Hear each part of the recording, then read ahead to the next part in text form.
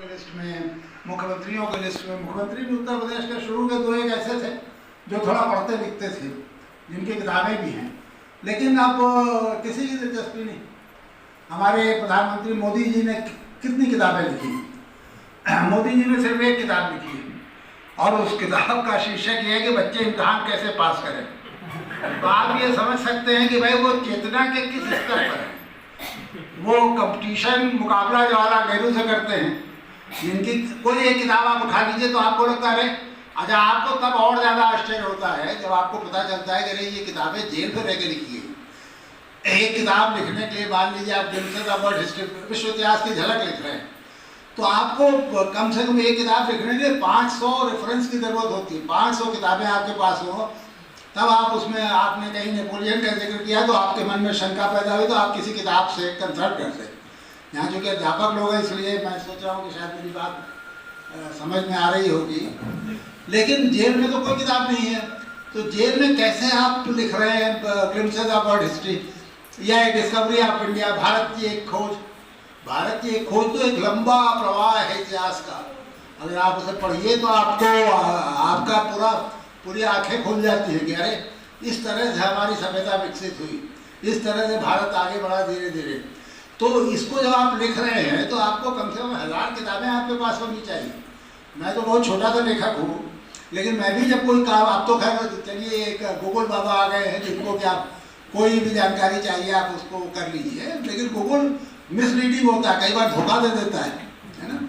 तो आपको सैकड़ों किताबों की ज़रूरत होती है, रेफरेंस की ज़रूरत होती है।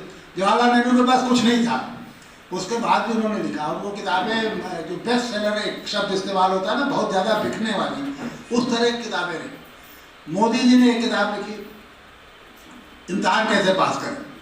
तो आप जब कभी मोदी जी के बाद उनका मूल्यांकन होगा तो अब लोगों को समझ में नहीं आएगा कि भाई ये जो हिंदुत्व की बात करते थे, अंतर्राष्ट्रवाद की बात करते थे, तो इसके पीछे कारण था, ये कम पढ़े लिखे थे इसलिए इस तरह की बातें करते थे। कोई ज़्यादा पढ़ा लिखा आदमी, जो सचमुच पढ़ा लिखा आदमी है, वो कभी धर्म के नाम पर, जात के नाम पर, क्षेत्र के नाम पर लोगों को लड़ाने की बात नहीं करेगा। किताबें बोलती हैं तो किताबें क्या बोलती हैं? किताबें यही बोलती हैं कि सारे मनुष्य बराबर हैं, धर्म के आधार पर लड़ना मूर्खतापूर्ण है, इससे ज़्यादा बड़ी जहालत कुछ नहीं हो सकती कि आप धर्म के नाम पर लड़ें। अगर कोई आपको ये सिखा रहा है तो इसका मतलब अशिक्षित है। उसमें उस किताबें जो बोलती थी उसके पास ऐसे काम नहीं थे जो ये बातें सुन सके। तो ये अपने आप में एक बड़ी चीज़ है। ये पुस्तकालय बना है और ये इसमें थोड़ा बहुत योगदान मेरा इस अर्थ में है कि दिल्ली में बहुत सारे लोग हैं जिनके पास, एक ये दुर्भाग्यपूर्ण बात है कि हम लोगों की पीढ़ी तक पढ़ने का बड़ा शौक था, सब लोग पुस्तकालय बनाते थे और किताबों के साथ खड़े होकर तस्वीर खिंचवाना एक अपने आप में बहुत बड़ा एक उत्साह था कि हम किताबों के साथ हमारी तस्वीर। अब मैं वर्धा विश्वविद्यालय में गया तो जो पहली बार मैंने देखा कि हमारे ज़्यादातर असिस्टेंट प्रोफेसर, तनख्वाहें अच्छी हो तो सब नई नई कारें ला रहे थे और उन कारों के साथ खड़े होकर तस्वीरें खिंचवा रहे थे। तो मैंने कई को टोका कि तो शर्मनाक बात है, भाई ठीक है कार है, अच्छा इसकी उपयोगिता है, ये आपकी समृद्धि का भी एक लक्षण है, लेकिन आपके पास आपके घर में कुछ किताबें तो होंगी, उनके साथ खड़े होकर कभी आपने फ़ोटो खिंचवाई? फ़ोटो खिंचवाना कोई, अब ये तो एक सिंबॉलिक बात पर कह रहा हूँ, लेकिन इससे पता चलता है कि आपकी क्या सोचने का आपका तरीका कैसा है। तो जो पुस्तकें बोलती हैं उनकी बोली आपके कानों से नहीं टकराएगी। आप भले अध्यापक हो जाइए, आप एक बार अध्यापक होते ही पढ़ना बंद कर देंगे, किताबें खरीदना बंद कर देंगे, तो वो बोली आपके कानों से कभी नहीं टकराएगी। कानों से बोली वही तभी टकराएगी जब एक तो सरकार उसके लिए माहौल पैदा करे, सरकार को भी शिक्षा पे ज़्यादा पैसा खर्च करे, अच्छी शिक्षा पे ज़्यादा पैसा खर्च करे, किताबों पर पैसा खर्च करे, अच्छी किताबों पर पैसा खर्च करे, और आपके अंदर भी इस तरह के संस्कार आपके परिवार से मिलें, आसपास से मिलें कि नहीं ये किताबें जो बोल रही हैं इन्हें हमें सुनने की कोशिश करनी चाहिए। वो हम नहीं करते, ज़्यादातर हम लोग अपने कान बंद रखते हैं, हम नहीं सुन पाते। तो मैं जो बात कह रहा था, मैं भटक गया। मैं ये कह रहा था कि देखिए हम लोग की पीढ़ियों तक तो लोगों के पास बड़े बड़े पुस्तक संग्रह होते थे, बुक शेल्फ में भरी रहती थी किताबें, अब वो ख़त्म हो रहे हैं। तो मैंने जब ये अपना आज से करीब 27 साल पहले अपने गांव में पुस्तकालय बनाने का फैसला किया, तो मुझे लगता था कि हमारे पास इतने साधन कैसे आएंगे, किताबें खरीदी जाए, किताबें बहुत महंगी होंगी। तो मेरे मन में एक विचार आया कि मैं अपने मित्रों से, प्रकाशकों से, लेखकों से, क्योंकि मैं भी साहित्य से जुड़ा था, तो लेखकों में बहुत सारे मेरे मित्र थे, इनसे चल के बात करूं और इनसे आग्रह करूं। इलाहाबाद से मैंने शुरुआत की। मुझे देख के इतना आश्चर्य हुआ कि लोग जैसे हाथ फैला करके इंतजार कर रहे थे कोई आए उनकी किताबें ले जाए। वो किताबें देना चाहते थे, उनके घरों में जगह नहीं थी। ज़्यादातर मध्य वर्ग का आदमी किताब खरीदता था, उच्च वर्ग के आदमी के लिए तो किताब का कोई अर्थ नहीं है। तो मध्य आय वर्ग का आदमी जो किताबें खरीदता था, उसके बाद छोटे घर होते थे, 2 कमरे 3 कमरे, उसके पास जगह नहीं बची थी।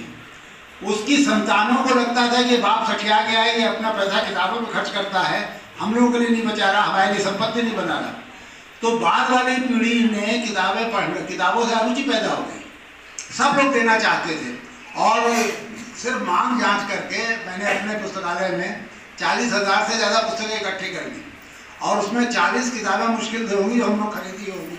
है नहीं, वो कंफर्म करते कि 40 से ज़्यादा किताबें हमने खरीदी नहीं होंगी, बाकी सारी किताबें हम मांग जांच के लाए। तो राजेश जी से मैंने यही कहा कि देखिए, अब हमारा एक सेचुरेशन पॉइंट आ गया, अब हम किताबें लाएंगे तो हमारे जगह नहीं बची।